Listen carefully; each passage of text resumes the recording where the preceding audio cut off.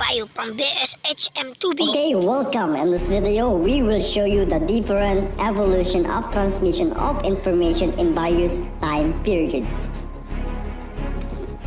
Communication is very important. It is the key to understand between people. Through the years, communication has evolved. The way people communicate with each other today is entirely different from prehistoric era. Before, communicating is limited to interpersonal interaction, person to person, until it evolved to alphabet, signs and symbols, letters, and telephone. Today, the internet era has paved the way to innumerable means of communication. Technology has indeed redefined communication. People no longer have to wait for years, months, weeks, and days to receive an information or message. Today, text, emails, tweets, and personal message can reach the recipients in just a matter of seconds. Let us see how communication evolved throughout the years. Cave paintings. The oldest form of symbol used for communication is cave paintings. According to tourists, cave paintings were created to mark territory or to record events. The oldest cave painting was discovered inside the cave in France, around 3000 BC.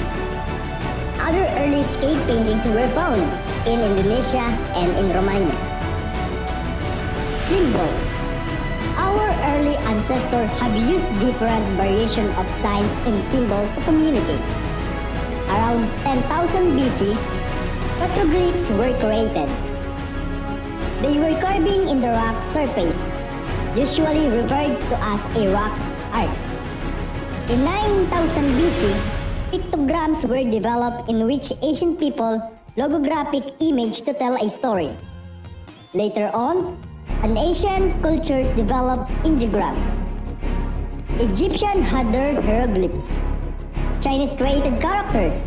Lastly, the alphabet, which redefined language and communication, was developed around 2000 BC.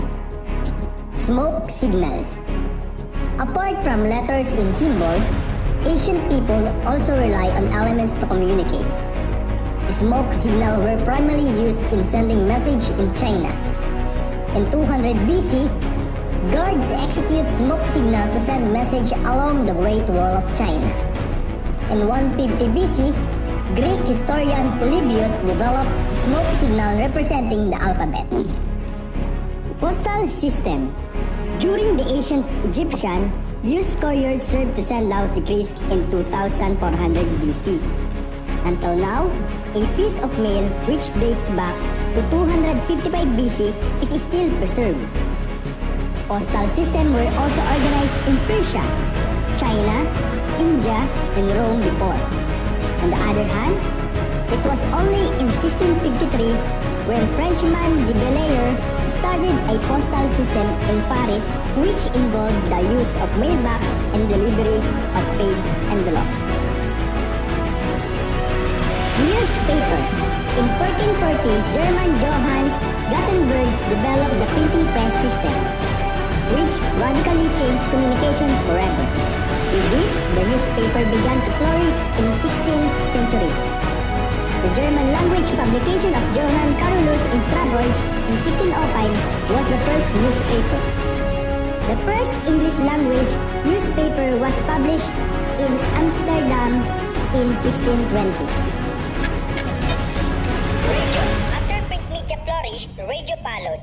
In the 1830s, various scientists such as Maxwell and Hughes studied on wireless telegraphy which developed the theory of electromagnetism. In 1888, Heinrich Rudolf Hertz discovered Hertzian waves, named after him.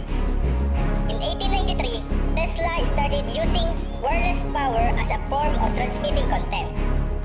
In the early 20th century, radio broadcasting began. Telegraph. Telegraph communication started after Samuel Morse invented the Morse code which encoded the ISO basic Latin alphabet.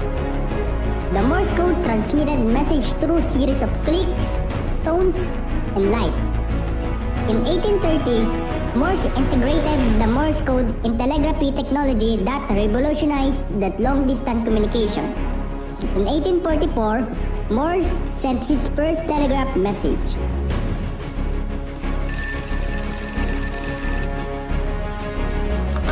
The telegraphy was immediately replaced by the telephone.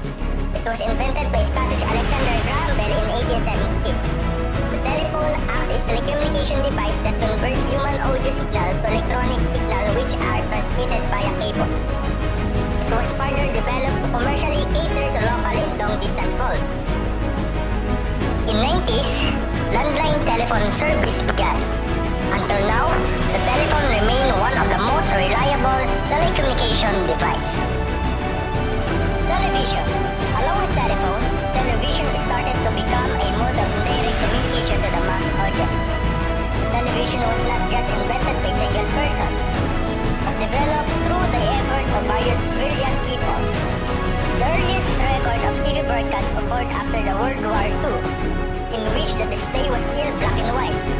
Now, more than 1.5 billion households in the world own a television. Internet. After the creation of computers in 1950s, the ARPANET, which was the early predecessor of the Internet, was developed. ARPANET was designed to manage communication between ARPA computers terminals in 1960s. The term Internet first emerged in 1973. The first Internet service provider was the Telenet. In 1983, the domain system started. In 1991, Tim Lee, a scientist at CERN o CERN, introduced the World Wide Web, which definitely started the modern Internet. Email. With the onset of the Internet, electronic mails started to become popular, although emails became for the ARPANET. However, it was offline.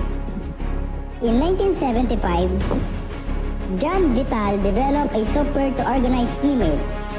At the time, 75% of ARPANET traffic was email. In 1994, Yahoo was born. It was followed by other mailing platforms including Hotmail and Google Mail. Text message. The first official SMS messaging took place on December 3, 1992. When Neil Popworth, an engineer from Sema Group, now Airwide Solutions, used a computer to send Merry Christmas through the Vodafone network. In 1994, the Radio Ninja was the first network service provider to carry out person-to-person text messaging. Now, SMS has evolved in which over 9 trillion SMS are sent every year.